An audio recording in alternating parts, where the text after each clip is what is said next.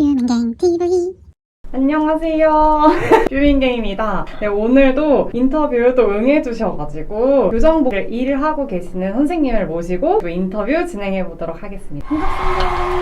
반갑습니다. 선생님 그러면 간단하게 어디서 근무하고 계시고 또 근무하는 곳이 어떤 일을 하는지 소개해주시면 감사할 것 같습니다. 안녕하십니까. 저는 한국법무보호복지공단에서 일을 하고 있고요. 지금 13년 차 일을 하고 있으며 하는 일은 출소자분들이 사회에 나와서 대범을 하지 않고 자립할 수 있도록 자격증을 지원해주는 직업훈련, 주거지가 없으면 주거지원, 출소하자마자 생활봇이 없으신 분들은 공단 내 생활관에서도 생활을 할 수 있고 마지막 창업지원, 취업지원까지도 다양하게 재범을 하지 않고 사회에 정착할 수 있도록 도움을 주는 일을 하고 있습니다. 저도 사실 처음 듣는 일이어서 궁금한 부분 질문해보고 이렇게 대화하는 방식으로 진행하도록 하겠습니다. 네, 선생님이 주로 하는 업무는 어떤 일인지에 대해서 얘기해 주실 수 있어요?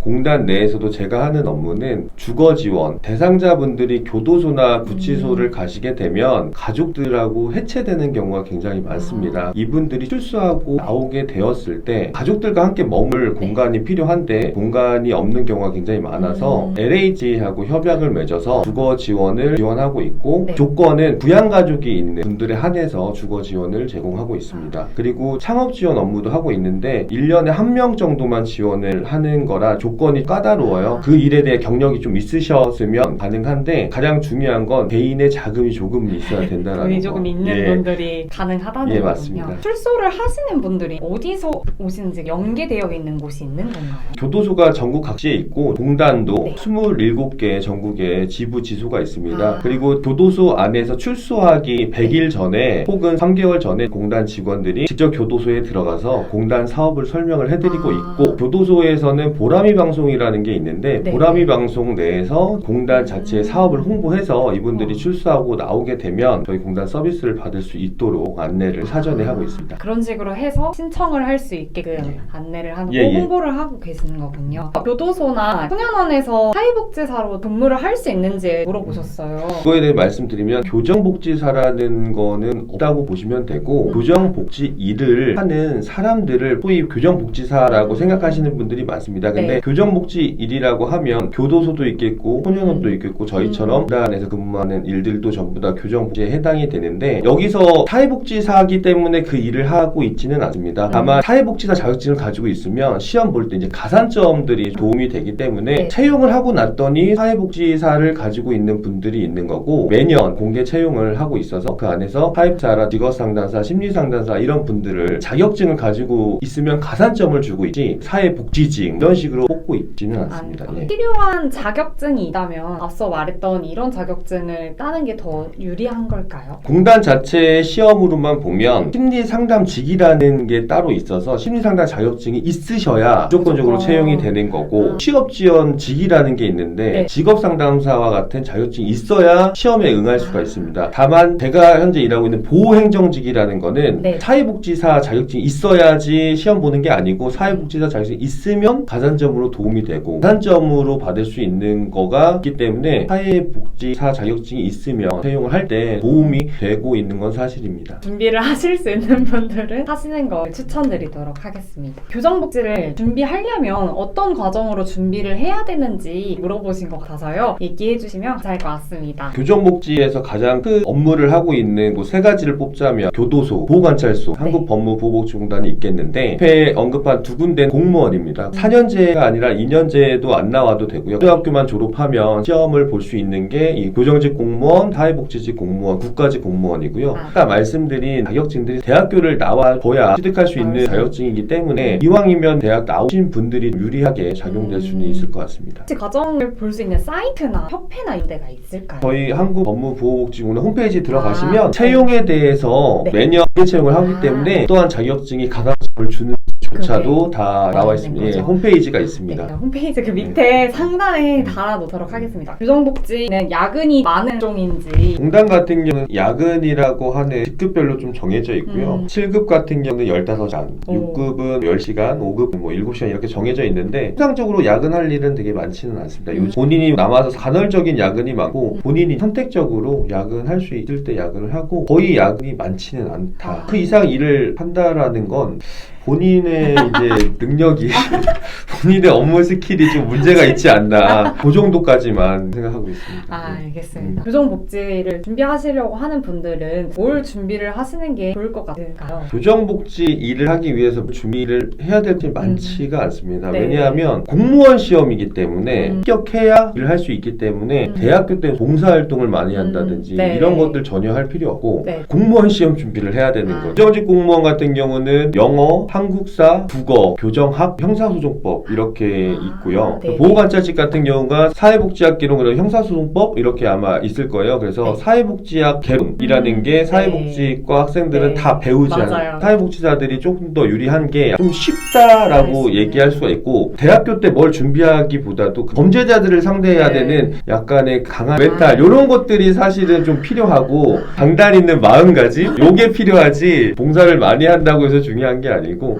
그런 분들을 상대할 힘이 필요하다고 보시면 됩니다. 남녀 성비는 그러면 확실히 남자분들이 더 많으신가요? 제가 입사할 때만 해도 한 8대2 비율로 남자가 많았는데 거의 여성분들이 채용되는 비율이 높아지고 있어요. 앞으로 향후 네. 여성이 좀 더 많아질 것 같은 그렇구나. 느낌 아닌 느낌이 듭니다. 현장과 관련된 얘기를 조금 더 진행해 보도록 할게요. 현장에서 그래도 보람찬 점 혹은 힘든 점 에피소드도 있으면 얘기해 주셔도 좋을 것 같습니다. 그 전국 각지에 있는 곳에 네. 출소하고 네. 생활시설이 있습니다. 오갈 데 없으신 분들이 저희 공단에 오셔서 네. 6개월에서 최장 2년까지 생활관에 머무를 수가 있어요. 과거에는 당직인데 네. 실제로 자야 되는 거죠. 혼자 자다 보니 이 사람들은 이제 해코지를 하지 않을까. 왜냐면 생활관에는 살인범도 있고 강간, 마약 여러 가지 죄를 저지른 분들이 생활을 하고 있기 때문에 네. 그러한 마음이 커지면 커질수록 힘들거든요. 근데 지내다 보면 기후에 불과했구나. 그런 마음가짐을 갖는 데까지 조금 힘들었었고 실질적으로 새벽에 술 먹고 와서 소주병 던지거나 깽판 치는 경우도 있긴 있어요. 그거는 1년에 한 번 거의 그런 일은 벌어지지 않고 있기 때문에 대상자의 관계만 잘 갖게 되면 일하는 데는 문제가 없었던 것 같고요. 보람찼던 거는 생활관에서 생활하시던 분이 나중에 취업해서 돈을 많이 벌게 돼서 명절 선물 세트 한 50개 정도 기부를 한다든지 그분들도 도움을 주는 또 가교 역할을 하기 때문에 보면은 사회가 살만하고 정이 있구나라는 생각이 있습니다.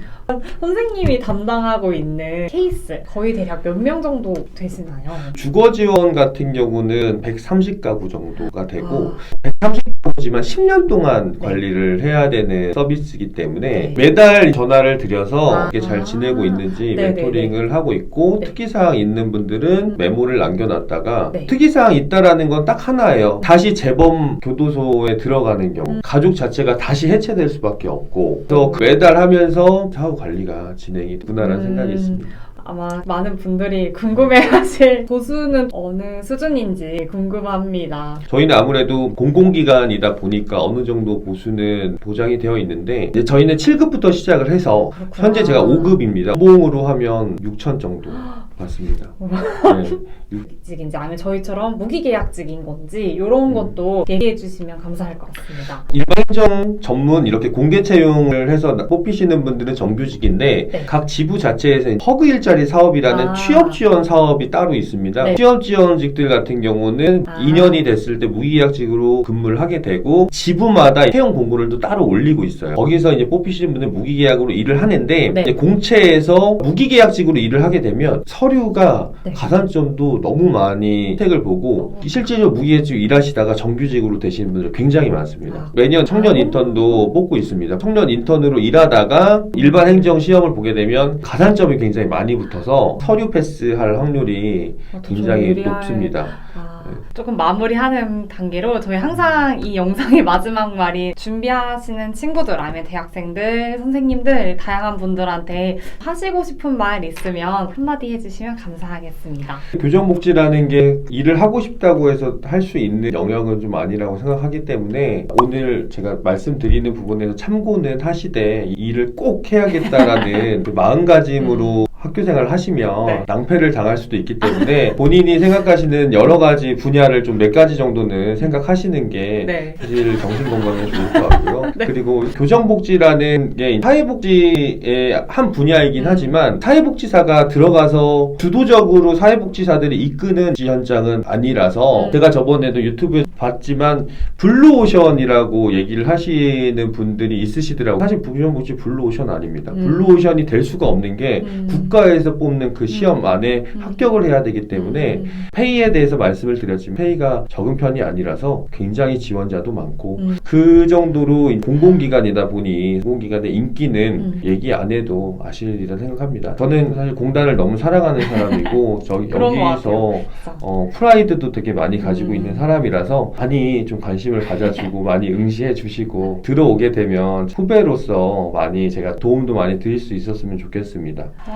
이상입니다. 와. 선생님이 제가 메일로 의뢰가 들어와서 인터뷰를 응해주셨는데 선생님이 슬기로운 감방생활 드라마에서 PD님이 전화를 주시고 또 도움을 주셨던 선생님이어서 저는 또 영광스러운 선생님과 함께 인터뷰를 진행했습니다. 그 외에도 교정복지에 대해 좀 궁금하시거나 또 이거 말고도 더 알고 싶으신 분들은 아래 댓글 남겨주시면 추가적으로 선생님한테 물어보도록 하겠습니다. 이 영상이 좋으셨다면 좋아요와 구독 한 번씩 눌러주세요.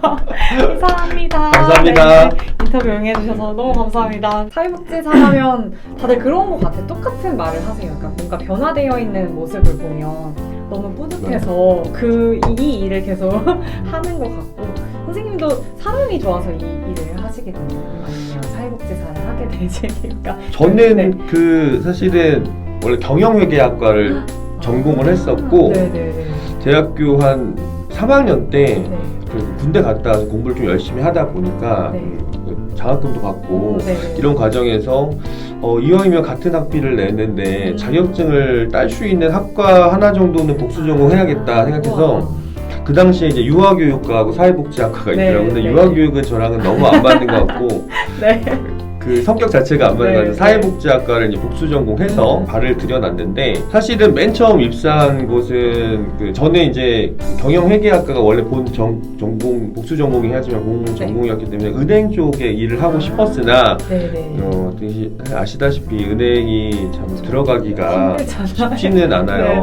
근데 이제 저 때만 해도 남자 사회복지사가 약간은 좀 희소한 게 있어서 장애인복지관에 저희가 입사 지원을 했는데 바로 합격을 해서 소중하잖아요. 장애인복지관에서 근무를 맨 처음 시작했습니다. 근데 시작하면서 사실은 그런 약간의 그 감수성 있는 표현들이 좀 저하고는 맞지가 않더라고요. 그래서 그러한 것들을 안 하면서 복지하는 곳이 있을까 했는데 교정복지죠. 왜냐하면 출소자분들한테는 뭐 어르고 달래는 뭐 이런 것보다도 같이 뭐 소위 말하면 담배도 같이 피면서 대화도 하고 이런 좀 와일드한 상담이 가능하다는 생각이 들어서 이쪽으로 인사를 했는데 출소자분들이 나하고 좀 맞는구나. 범죄자 복지를 한다는 게 교정복지 한다는 게 나하고 그 좀 대화나 상담 이런 게 좀 맞다라는 생각이 들어서 저처럼 이제 사회복지를 하시는 뭐 남성이든 여성분이든 간에 약간 감수성이 조금 부족하신 분들은 교정복지를 하시면 그래도 교정복지를 하시면 그렇게 어르고 달래는 이러한 뭐 그러한 상담은 필요 없고 그냥 딱 정확히 현실적인 대안을 줄 수 있고 약간 오히려 쉬울 수도 있겠어요. 그런 것들에 대해서 상담이 가능하기 때문에 분들한테는 좀 좋지 않나라고 생각을 합니다.